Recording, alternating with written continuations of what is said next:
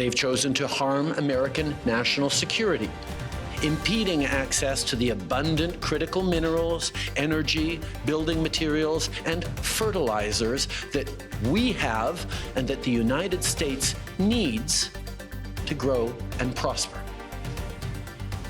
They've chosen to launch a trade war that will, first and foremost, harm American families.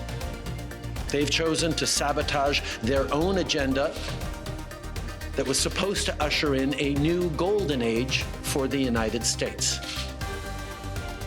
And they've chosen to undermine the incredible work we've done together to tackle the scourge that is fentanyl, a drug that must be wiped from the face of the earth. So on that point, let me be crystal clear. There is absolutely no justification or need whatsoever for these tariffs today. Now, the legal pretext your government is using to bring in these tariffs is that Canada is apparently unwilling to help in the fight against illegal fentanyl. Well, that is totally false. Let's look at the facts. Our border is already safe and secure. Far less than 1% of fentanyl flows and less than 1% of illegal crossings into the United States comes from Canada. But we acted because we know we can always do better. We responded to concerns, including from the President, by implementing an ambitious $1.3 billion border plan. A border plan that includes generational investments in new AI and imaging tools to stop the flow of fentanyl in its tracks, stronger coordination and information sharing with American agencies, along with the deployment of drones, helicopters, and additional personnel to keep our border secure. Now, a month ago, as part of an agreement with the United States that paused the tariffs, we made further commitments. We appointed Kevin Brosseau as our fentanyl czar, a man who dedicated his multi-decade career in law enforcement to combating organized crime networks and drug trafficking. We designated 7 drug cartels, sick, evil groups who cynically profit off the pain and suffering of people on both sides of the border, as the terrorist organizations that they are. And just yesterday, we launched a new joint operations partnership supported by a $200 million investment between Canada's security and law enforcement agencies, a partnership that will enhance the coordination of information and intelligence in order to thwart criminal gangs involved in the illegal fentanyl trade. And critically, our actions are working.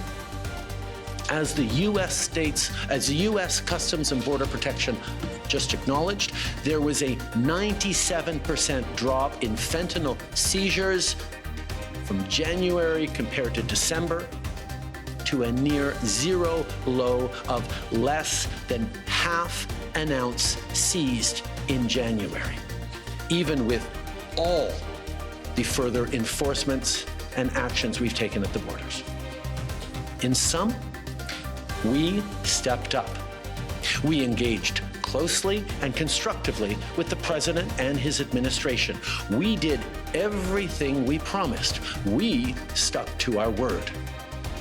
And we did it because we believe in working together to protect our citizens.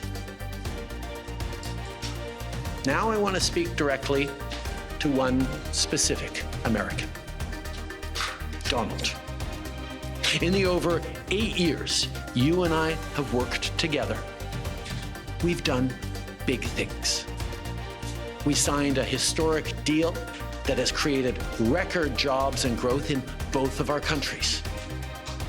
We've done big things together on the world stage, as Canada and the US have done together for decades, for generations. And now we should be working together to ensure even greater prosperity for North Americans in a very uncertain and challenging world. Now, it's not in my habit to agree with the Wall Street Journal. But Donald, they point out that even though you're a very smart guy, this is a very dumb thing to do. We two friends fighting is exactly what our opponents around the world want to see. And now, to my fellow Canadians, I won't sugarcoat it. This is going to be tough, even though we're all going to pull together, because that's what we do. We will use every tool at our disposal so Canadian workers and businesses can weather this storm.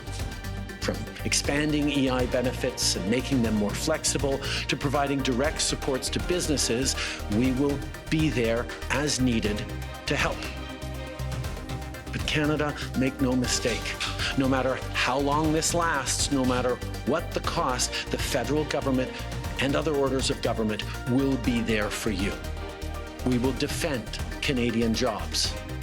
We will take measures to prevent predatory behavior that threatens Canadian companies because of the impacts of this trade war, leaving them open to takeovers. We will relentlessly fight to protect our economy. We will stand up for Canadians every single second of every single day because this country is worth fighting for.